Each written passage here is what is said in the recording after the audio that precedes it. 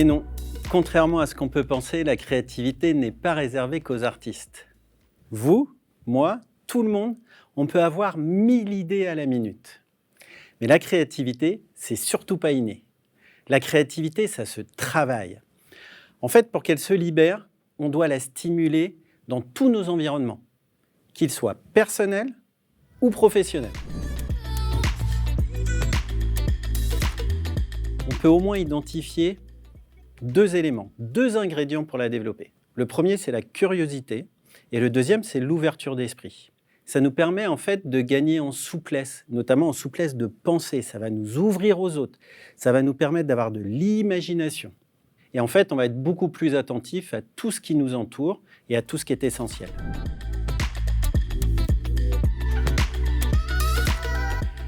Il y a des environnements qui sont beaucoup plus propices que d'autres au développement de la créativité. Et on peut en identifier au moins 3.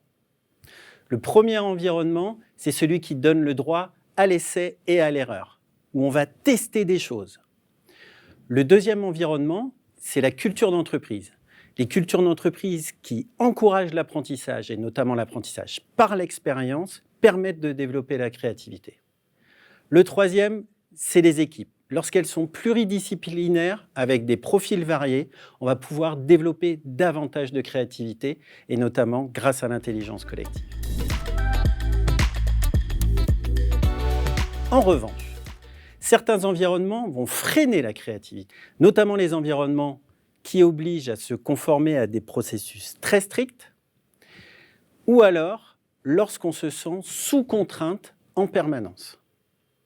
On peut aussi avoir des freins personnels, un manque de confiance en soi, un problème de légitimité ou la peur du regard des autres. Et ça va être des freins à la créativité.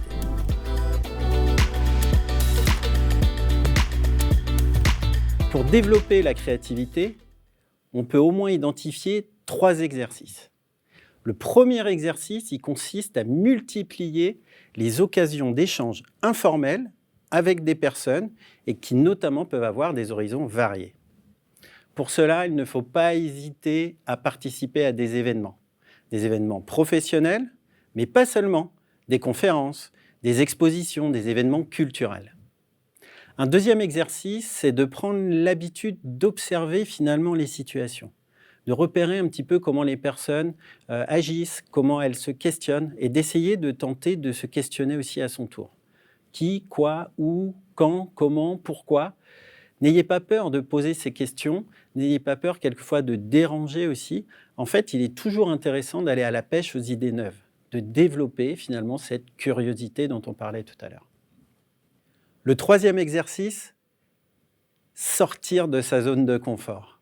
Ne pas hésiter à s'exposer à des expériences nouvelles, à des choses que vous vous interdisez de faire par peur ou pour d'autres raisons. Parce qu'on ne connaît pas, parce que c'est une nouvelle activité, un nouveau projet. Se surpasser et tester de nouvelles choses peut vous permettre de développer votre ouverture d'esprit, une ouverture à vos propres émotions.